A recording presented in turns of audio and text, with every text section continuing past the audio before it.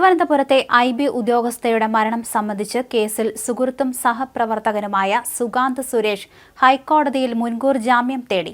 ഒളിവിൽ കഴിയവെയാണ് സുഗാന്ത് ഹൈക്കോടതിയിൽ മുൻകൂർ ജാമ്യാപേക്ഷ നൽകിയിരിക്കുന്നത്. കേസിൽ താൻ നിരപരാധിയാണെന്നും IB ഓഫീസറുടെ മരണത്തിൽ പങ്കില്ലെന്നുമാണ് സുഗാന്ത് സുരേഷിന്റെ വാദം. അതേസമയം IB ഉദ്യോഗസ്ഥയുമായി താൻ പ്രണയത്തിൽ ആയിരുന്നുവെന്ന് സുഗാന്ത് സമ്മതിക്കുന്നു. ഒരു ഘട്ടത്തിലും മരിച്ച IB ഉദ്യോഗസ്ഥയോട് മോശമായി പെരുമാറിയിട്ടില്ല. സ്നേഹത്തോടെയും ബഹുമാനത്തോടെയും സുരക്ഷിതത്വം ഉറപ്പുവരുത്തിയുമാണ് എപ്പോഴും ഇടപഴകിയത്. IB ഉദ്യോഗസ്ഥയെ വിവാഹം കഴിക്കാൻ ആഗ്രഹിച്ചിരുന്നു. വിവാഹാലോചനയും നടത്തിയിരുന്നു. തന്റെ മാതാപിതാക്കൾ യുവതിയുടെ വീട്ടിൽ പോയി സംസാരിക്കുകയും ചെയ്തിരുന്നു. സത്യസന്ധമായ സ്നേഹവും നിറഞ്ഞ പിന്തുണയുമാണ് എപ്പോഴും IB ഉദ്യോഗസ്ഥയോട് പ്രകടിപ്പിച്ചത്.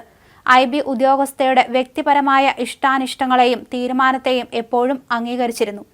അവരുടെ മരണം ഏറ്റവും അധികം ബാധിക്കപ്പെട്ട ഒരാളാണ് താനെന്നും മുൻകൂർ ജാമ്യാപേക്ഷയിൽ പറയുന്നു. സ്നേഹം നിറഞ്ഞ പങ്കാളിയെ മാത്രമല്ല, അത്രമേൽ ഇഷ്ടപ്പെട്ട ഒരാളെയാണ് നഷ്ടമായത്. IB ഉദ്യോഗസ്ഥയുടെ മരണത്തിൽ താൻ നിരപരാധിയാണ്. കുറ്റകൃത്യവുമായി ഒരു ബന്ധവുമില്ല. സംശയത്തിന്റെ നിഴലിലേക്ക് തന്നെ ബോധപൂർവം വലിച്ചിടുകയാണ്. IB ഉദ്യോഗസ്ഥയുടെ മരണത്തിലേക്ക് നയിക്കുന്ന ഒരു പ്രവൃത്തിയും തന്റെ ഭാഗത്തുനിന്ന് ഉണ്ടായിട്ടില്ല. അനാവശ്യമായി തന്നെ സംശയിക്കുന്നുവെന്നും ഹൈക്കോടതിയിൽ നൽകിയ മുൻകൂർ ജാമ്യാപേക്ഷയിൽ സുഗാന്ത് സുരേഷ് പറയുന്നു. യുവതിയുടെ മാതാപിതാക്കൾ തനിക്കെതിരെ പരാതി നൽകിയതായി അറിഞ്ഞു. ഈ സാഹചര്യത്തിൽ മുൻകൂർ ജാമ്യം അനുവദിക്കണമെന്നും സുഗാന്തിന്റെ വാദം. IB ഉദ്യോഗസ്ഥയുടെ ആത്മഹത്യയിൽ ആരോപണ വിധേയനായ സഹപ്രവർത്തകൻ സുഗാന്ത് സുരേഷിനെ ഇന്നലെ കേസിൽ പ്രതി ചേർത്തിരുന്നു. ആത്മഹത്യാ പ്രേരണാകുറ്റം ചുമത്താനാണ് നീക്കം. ഒളിവിലുള്ള സുഗാന്ത് സുരേഷിനെതിരെ പോലീസ് ലുക്കൌട്ട് നോട്ടീസ് പുറത്തിറക്കി. ഇതിന് പിന്നാലെയാണ് സുഗാന്ത് ഇന്ന് ഹൈക്കോടതിയിൽ മുൻകൂർ ജാമ്യാപേക്ഷ നൽകിയത്. തിരുവനന്തപുരം വിമാനത്താവളത്തിൽ നിന്ന് ജോലി കഴിഞ്ഞ് പുറത്തിറങ്ങിയ ഉദ്യോഗസ്ഥ പേട്ടയിൽ ട്രെയിനിന് മുന്നിൽ ചാടി ആത്മഹത്യ ചെയ്തത് 1.5 ആഴ്ച മുമ്പാണ്. സഹപ്രവർത്തകനായ മലപ്പുറം സ്വദേശി സുഗാന്തുമായുള്ള ബന്ധത്തിലുണ്ടായ തകർച്ചയാണ് മകളെ ആത്മഹത്യയിലേക്ക് തള്ളിവിട്ടതെന്നാണ് കുടുംബത്തിന്റെ പരാതി. എന്നാൽ ബന്ധം തകരാനുള്ള കാരണമെന്തെന്ന് കണ്ടെത്താൻ ഇതുവരെ പോലീസിന് സാധിച്ചിട്ടില്ല.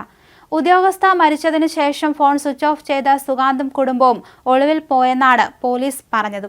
ഇതിനിടെ ശാരീരികമായും സാമ്പത്തികമായും മകളെ സുഗാന്ത് ചൂഷണം ചെയ്തതിനുള്ള തെളിവുകൾ അച്ഛൻ പോലീസിന് കൈമാറിയിട്ടുണ്ട്. പോലീസിന് മുന്നിൽ ബന്ധുക്കൾ തെളിവുകൾ നൽകി. സുഗാന്ത് അന്വേഷണവുമായി സഹകരിക്കുന്നില്ല. ഈ സാഹചര്യത്തിലാണ് പ്രതി ചേർക്കാനുള്ള നീക്കം. പ്രതി ചേർത്താൽ സുഗാന്ത് കോടതിയെ സമീപിക്കാനുള്ള സാധ്യതയുണ്ട്. സുഗാന്തിനെതിരെ IBയും ഇതേവരെ വകുപ്പുതല നടപടി എടുത്തിട്ടില്ല.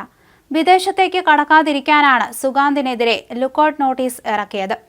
മകളുടെ ശമ്പളത്തുക മുഴുവൻ സുഗാന്തിന്റെ അക്കൗണ്ടിലേക്ക് കൈമാറ്റം ചെയ്യപ്പെട്ടു.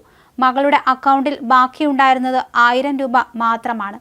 ബാങ്ക് അക്കൗണ്ട് വിശദാംശങ്ങൾ തങ്ങൾക്ക് ലഭിച്ചിട്ടില്ലെന്നും പിതാവ് പറഞ്ഞിരുന്നു.